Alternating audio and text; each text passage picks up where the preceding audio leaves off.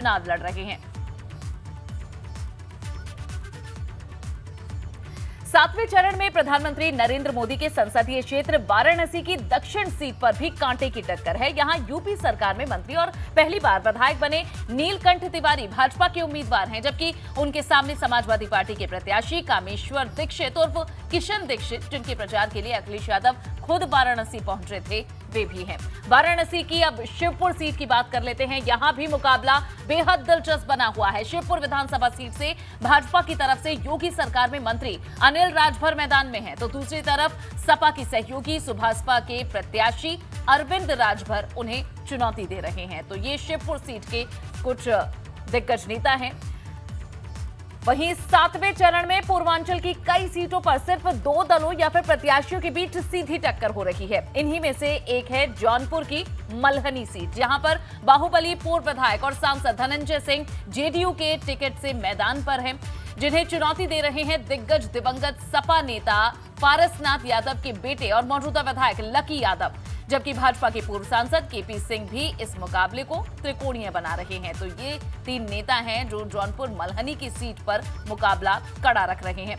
वाराणसी दक्षिण के अलावा वाराणसी की पिंडरा सीट पर भी इस बार मुकाबला बेहद रोचक है। यहां कांग्रेस नेता और पूर्व विधायक अजय राय का मुकाबला भाजपा के मौजूदा विधायक डॉक्टर अवधेश सिंह से हो रहा है, लेकिन इस सीट पर सपा गठबंधन के साथ ही अपने दल की राजेश कुमार सिंह ही मैदान में उतर रहे हैं और वाराणसी की पिंडरा सीट पर मुकाबले को बेहद रोचक उन्होंने बना दिया है। तो ये 3 और चेहरे हैं जिन्होंने टक्कर कड़ी रखी है। गाजीपुर की जहूराबाद सीट पर भी त्रिकोणीय मुकाबला होता दिख रहा है। यहां सुभाषपा अध्यक्ष और मौजूदा विधायक ओम प्रकाश राजभर के खिलाफ भाजपा ने कालीचरण राजभर को मैदान में उतारा, जबकि बसपा ने यहां शादाब फातिमा को प्रत्याशी बनाकर मुकाबले को त्रिकोणीय बना दिया। शादाब फातिमा का गाजीपुर में काफी प्रभाव माना जाता है, लेकिन शिवपाल की करीबी शादाब फातिमा को अखिलेश यादव ने टिकट नहीं दिया, तो उन्हें अब बसपा ने टिकट देकर मैदान में उतारा हुआ है।